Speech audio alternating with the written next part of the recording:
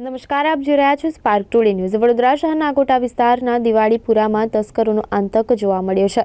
તસ્કરોએ દિવાળીપુરા ગામ અને જય ભારત સોસાયટીને નિશાન બનાવી સીસીટીવીમાં તસ્કરોના ટોળા કેદ થયા હતા। આ ઘટનાની વિસ્તારના લોકોમાં ભયનો માહોલ સર્જાયો હતો।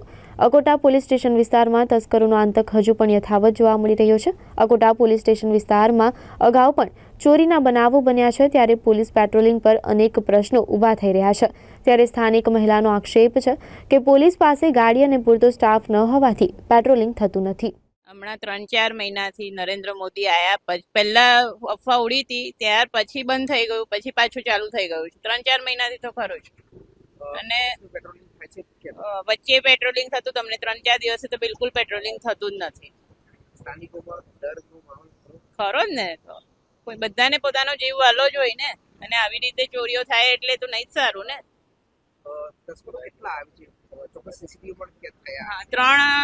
ત્રણ તો જોવા મળે છે ને, એક ગાડીમાં બેઠો હોય કે એ લોકોને વોર્ન કરે। ઘણી વાર જાણ કરવાય, પણ પોલીસ કોઈ આપતું જ નથી કે ભાઈ અમારી પાસે ગાડી ઓછી છે, 2 જ ગાડી છે, પેટ્રોલિંગ માટે કોઈ આવી નહીં શકે। અકોટા ધર્મિષ્ઠા રાજ।